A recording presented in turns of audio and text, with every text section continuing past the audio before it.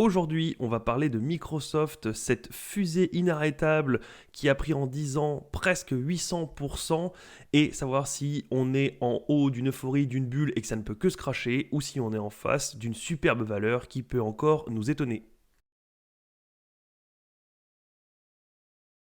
Alors tout d'abord, on va revenir sur les résultats de Microsoft du 31 janvier 2024. Microsoft Corp publie ses résultats pour le trimestre clos en décembre, Earnings Summary. On a Microsoft qui a déclaré un bénéfice trimestriel ajusté de 2,93$ par action pour le trimestre terminé en décembre, en hausse par rapport au même trimestre de l'année précédente, lorsque la société avait déclaré un bénéfice par action de 2,32$. Déjà l'année dernière, on avait eu des beaux bénéfices et on est encore en hausse par rapport à cette année-là, donc encore en croissance et malgré la taille de la société, on est toujours en croissance. La moyenne des attentes des 34 analystes pour le trimestre était de bénéfices de 2,78$ par action. Wall Street s'attendait à des résultats compris entre 2,72 et 3,32 par action. Le chiffre d'affaires a augmenté de 17,6% pour atteindre 62,02 milliards de dollars par rapport à l'année précédente. Les analystes s'attendaient à 61,12 milliards de dollars. On a quand même encore augmenté de 17,6, ce qui est énormissime. Le chiffre d'affaires est important, même si ce n'est pas l'argent réel, les bénéfices que fait la société, mais le chiffre d'affaires est important pour montrer qu'il y a encore de la croissance, de la prise de part de marché, bref, que la société s'étend et qu'elle arrive encore à grandir et à accroître ses parts de marché. Et donc 17,6% pour une société de cette taille, c'est énormissime. La société a déclaré un revenu net trimestriel de 21,87 milliards de dollars. Les actions Microsoft sont donc montées de 9% ce trimestre. Ce qui est logique, alors même si la bourse n'est pas toujours logique, mais globalement, si une société est en hausse et qu'elle surprend encore, forcément, ça a un impact sur les cours et souvent le prix de l'action monte. Si maintenant on regarde du côté du TradingView, alors on a ici le chiffre d'affaires, on voit bien que c'est une longue pente entre 2006 et aujourd'hui. On est passé de 44, un peu moins, on est passé de 40 milliards à 200, presque 212 milliards, ce qui est énormissime. Si on revient ici au niveau des bénéfices, les bénéfices nets suivent, ce qui est logique, on est en croissance, même si on voit qu'on a stagné pendant un long moment. Et que depuis 2018, on s'est réveillé et que c'est parti en fusée. Alors oui, il y a eu des changements ici, tout simplement. La majeure partie était, par exemple, le fait de passer sous abonnement. Avant, quand vous aviez Word, Excel, etc., vous aviez acheté la licence et vous l'aviez à vie.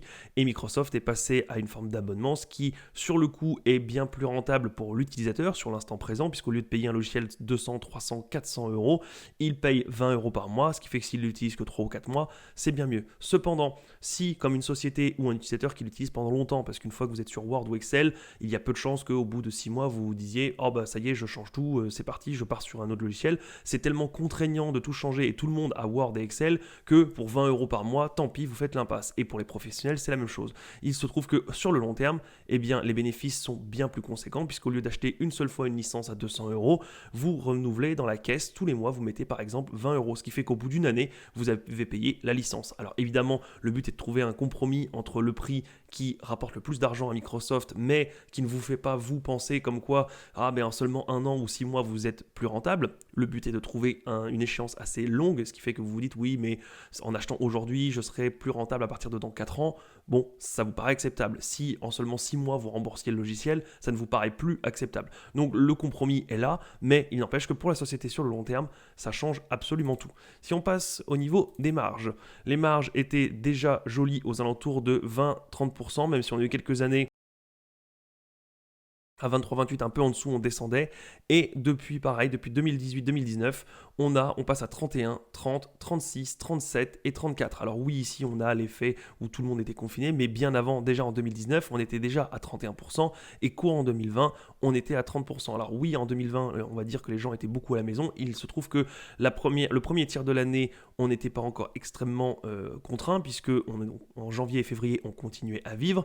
Et il se trouve qu'après, il y a peu de gens, pendant les premières semaines, beaucoup de gens avaient peur, on n'était pas tous réfugiés chez nous en train de prendre des loisirs. Donc il y a déjà un tiers de l'année qui n'est pas réellement bénéfique pour des marges comme ça. Donc oui, effectivement, il y a eu l'effet post-pandémie qui fait que beaucoup de gens se sont mis en télétravail, et que des gens ont acheté des loisirs, etc. sur Microsoft, mais globalement, on avait déjà 31% de marge, et 31% de marge, tout 2019, donc les revenus sur 2018, tout 2020 sur les revenus de 2019 et tout 2021 sur les revenus de 2020. Mais donc du coup, on se retrouve avec un tiers qui n'était pas réel. Donc même si on a un petit pic ici, ce n'est pas uniquement dû à la pandémie, c'était déjà un virage qui était bien amorcé.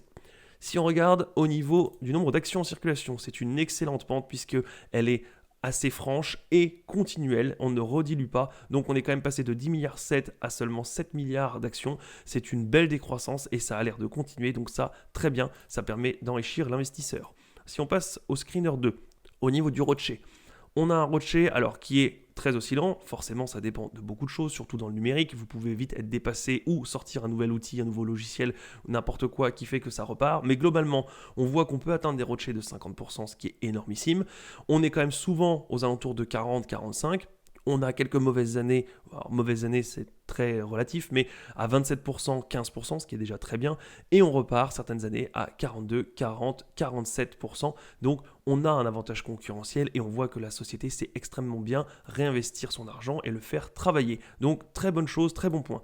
Au niveau du free cash flow, puisque ce qui compte c'est les free cash flow, c'est le réel argent qui reste dans les caisses à la fin, on passe quand même de 15,8 milliards à plus de 60 milliards. Alors la pente n'est pas aussi impressionnante que le chiffre d'affaires, il n'empêche qu'on passe quand même de 15 à 60 milliards, donc on est à un x4 en 20 ans, ce qui est quand même très joli, surtout pour une société de cette taille-là.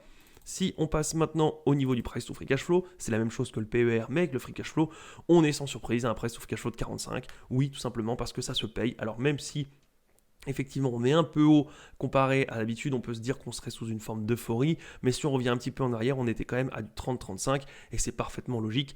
Là, vous avez tous les ingrédients, vous avez une société qui a une forte croissance, vous avez une société qui a des fortes marges, vous avez une société qui a un fort rocher et vous avez une société qui est extraordinairement grande puisqu'elle fait partie des top 5 du monde des sociétés les plus grandes. Alors oui, vous allez me dire non, il n'y a que Apple, oui, en côté, mais il y a le non-côté et il y a aussi le côté à l'étranger. Mais globalement, pour être certain, on est dans le top 10 des sociétés les plus grosses du monde et elle continue à avoir une vélocité et une progression qui est hors norme. Donc comme elle est grosse, on peut supposer qu'il y a très peu de probabilité qu'elle fasse faillite, puisque les grosses sociétés à plusieurs milliards de capitalisation ont un tel empire que même si une branche a du mal ou même si on connaît un ralentissement, elles ont les capitaux pour se retourner et la puissance de la marque pour se retourner. Donc le risque de faillite est proche de zéro, oui, mais il y a quand même la vélocité, il y a de bons rendements, bref, c'est ce qui justifie. Alors ça ne veut pas dire qu'il faut l'acheter à un price to free cash flow de 45, mais sans surprise, quand on a une société de qualité énormissime avec de fortes marges, forcément, ça se paye au prix fort. Donc on peut avoir des fois des petits creux à 27, mais on voit globalement que déjà depuis 2018, depuis qu'elle a changé un peu l'activité et qu'elle est passée sur des abonnements et un tas d'autres petites corrections stratégiques, on voit quand même qu'on n'arrive plus à avoir du price to free cash flow en dessous de 26, ce qui est extrêmement élevé pour des sociétés comme ça. Si on passe sur le screener 3, là, on a le PER qui, sans surprise, est un PER très élevé. Alors, on a quelques pics de temps en temps, mais ça, comme c'est un ratio, ça peut être parce qu'on a eu un des deux qui a bougé, ou le cours qui a subi un choc, ou les earnings qui ont eu un pic comparé à un cours qui n'a pas bougé. Donc là, les pics ne sont pas à prendre en compte, mais on voit bien quand même que, globalement, souvent, on a eu du 40 et proche de 40, un 38-39, et on voit qu'au plus bas, depuis 2015, on n'a pas réussi à aller sous les 23, ce qui est quand même haut, puisque pour ceux qui l'attendaient au niveau des 20, eh ben, ils ne sont jamais rentrés dans le train, ce qui est dommage. Et effectivement, ils auraient eu raison de dire au-dessus de 20, c'est cher. C'est vrai que c'est cher, mais globalement, la qualité, ça se paye. Donc, on a un PER entre 25 et 37, ce qui est effectivement élevé. Toute la question est de savoir si la croissance va continuer, et si c'est le cas, il peut être justifié de payer un peu plus cher.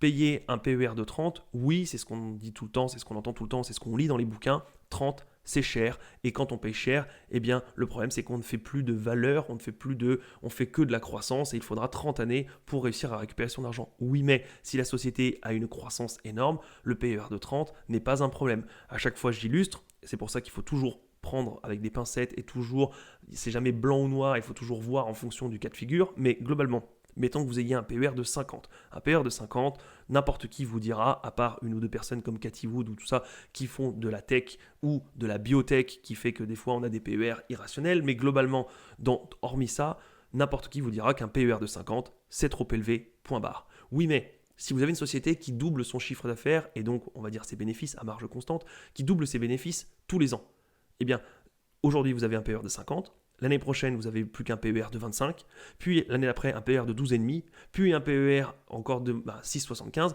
Bref, vous voyez qu'en 3-4 années, vous passez d'un PER extrêmement haut à finalement un retour sur investissement qui est beaucoup plus bas. Alors oui, le PER en bourse va probablement rester à 50 ou 40 ou 30, mais vous, votre rendement, la première année sera de 1,50e, donc 2%, mais on voit bien qu'on passe de 50 à 25, à 12,5, à 6,75. On voit bien que on arrive à très rapidement diminuer, enfin augmenter son rendement et diminuer son PER auquel on est rentré, enfin son ratio auquel on est rentré, puisque la société a une forte croissance. Donc un PER de 37 est élevé, mais il est élevé si on a une croissance molle. Si on a une croissance qui défie absolument tout, eh bien le PER de 37 peut être un PER de peut-être 30 l'année prochaine, 25, 20, et finalement en 3-4 ans, vous êtes passé sous la barre des 20 et vous commencez à récupérer votre argent. Enfin, vous commencez à avoir un PER rationnel. C'est les gens qui sont rentrés ici à un PER de 24, aujourd'hui sont très contents, puisqu'en 2018, fin 2018, début 2019, le cours était ici. Si on se met ici, 2018-2019, on est là, le cours était à 111. Allez expliquer à ces personnes qu'aujourd'hui, 111, c'était beaucoup trop cher à l'époque, vu les 400, et même si on se dit que le cours de bourse ne reflète pas la valeur, oui, mais Microsoft aujourd'hui vaut bien plus cher en valorisation qu'en 2019. Donc, même avec un PER élevé, on peut faire une bonne affaire en bourse. Tout le jeu est de savoir si il y a la croissance en face et si ça vaut le coup de payer 37 fois les bénéfices. Au niveau de la dette, on est en dette nette, donc ce qui veut dire globalement en trésorerie, donc en liquide ou associé en positif. Donc on voit que c'est extrêmement bien, même si ça fluctue, ce n'est pas grave, c'est pour des réinvestissements, c'est pour acheter des sociétés annexes, investir dans l'IA, peu importe, mais on est toujours avec une dette nette négative, donc 31 milliards, c'est une très bonne chose. Au niveau des capitaux propres, on est aussi en montée, en expansion, et on voit bien qu'il y a un énorme souffle depuis 2018, on voit bien que le changement s'est opéré, on augmente très fort. Et la capitalisation, sans surprise, est en hausse et une très belle hausse avec de temps en temps des oscillations, mais ça c'est toujours pareil, c'est comme la bulle des années 2000, on a de l'euphorie, une peur extrême et on repart, bref, mais globalement sur le long terme, on est en hausse. Si on se penche maintenant sur les anticipations, on va au niveau des finances. On se met en annuel et on voit que alors les estimations sont souvent relativement proches, donc on peut se fier aux prochaines puisque ici on n'était pas trop loin à chaque fois.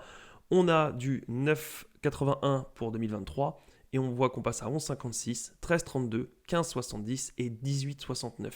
Imaginez-vous, on est à 9 et quelques, 18,69, on a presque doublé d'ici 2027. Donc rien qu'en réfléchissant comme ça, si vous avez un PER de 37 ici, vous aurez un PER de 37 sur 2 en 2027. Alors oui, il y a plusieurs années, du coup, votre argent n'a rien fait, il est considéré comme s'il n'avait rien fait pour rentrer finalement à un PER de 18,5, mais globalement, 18,5, si vous dites aux gens en 2027, j'ai du Microsoft avec un PER de 18,5, on vous dira, mais comment avez-vous fait ? Encore une fois, ça ne veut pas dire qu'il faut acheter à n'importe quel prix et aujourd'hui, mais c'est juste pour illustrer, la croissance est encore là et elle a l'air relativement fiable puisque les autres années, elle était aussi estimée très proche du reporté. Donc on peut se dire que peut-être que ça sera réactualisé, mais globalement, on peut tabler sur du 18. Et bien du 18 dans 4-5 ans, c'est une belle croissance comparée à aujourd'hui. Donc on a une société qui aujourd'hui a des ratios qui sont très bons. On a une société qui continue d'avoir de la croissance. On voit avec les news qu'on a une société qui continue à être à l'air du temps puisqu'elle investit par exemple dans l'IA. Alors même si c'est un effet de mode et que ça fait quelques mois qu'on crie IA partout, oui, tout à fait, mais on a quand même des acteurs qui travaillaient depuis longtemps sur l'intelligence artificielle, mais qui aujourd'hui prennent de plus en plus de parts, rachètent des sociétés, débauchent des gens, et on voit que Microsoft en fait partie. Elle est donc dans le coup, et elle va profiter de cette manne. La preuve, elle a sorti récemment un assistant en intelligence artificielle auquel il faut payer tous les mois une vingtaine d'euros pour pouvoir y accéder. Donc, elle est dans l'air du temps, elle continue ses abonnements pour pouvoir engager et continuer cette croissance qui est toujours impressionnante, surtout pour une société de cette taille-là. J'ai donc hâte de passer dans une prochaine vidéo à la valorisation pour voir si il est bon de rentrer aujourd'hui, si en tout cas au niveau mathématique, au niveau des ratios, on est bon, si la valorisation est bonne, si le cours n'est pas trop haut par rapport à son historique et ses PER, et ensuite j'irai donc lire les rapports financiers si jamais tout est au vert. Pour voir tout ça, je vous donne rendez-vous dans la prochaine vidéo sur Microsoft, et moi je vous dis à la prochaine. Salut!